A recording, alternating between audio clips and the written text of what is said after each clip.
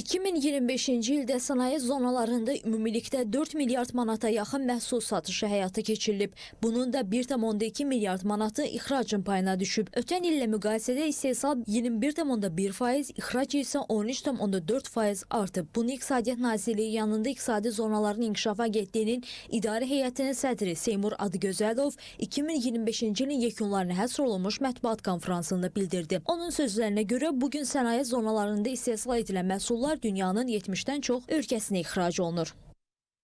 Nəzərinizə çatdırım ki, 2025-ci ilin sonuna kimi agentliyin idarə etməsində olan sənaye zonalarında 138 rezident və 13 qeyri-rezident qeydiyyatdan keçib.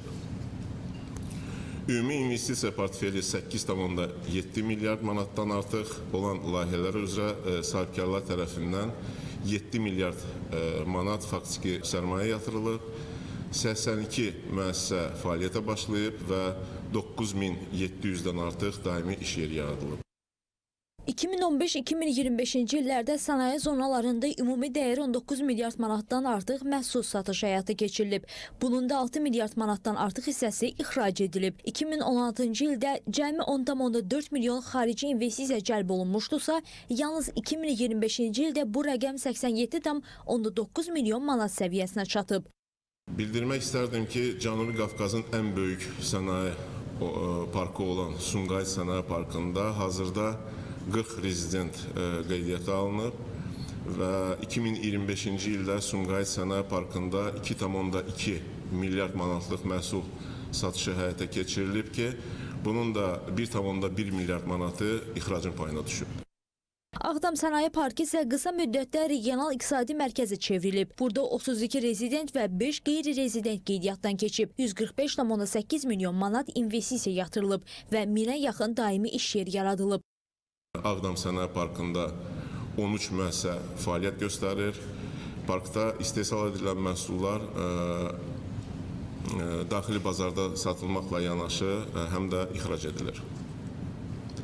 Sənaye Parkında sahibkarlar tərəfindən 1,4 milyard manatlıq məhsul satışı həyata keçirilmişdir ki, bunun da 62,3 milyon manatlıq hissəsi ixrac olunmuşdur.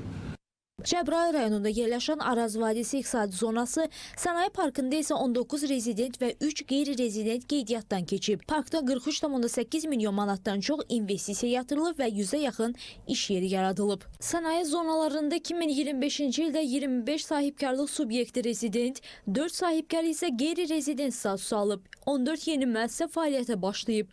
Bu müəssisələr tərəfindən 136 milyon manat investisiya yatırılıb və 1100 daimi iş yeri yaradılıb. 2026-cı ildə sənaye zonalarında 16 yeni müəssisənin fəaliyyətə başlaması və 2 müəssisənin təmir qoyması planlaşdırılır.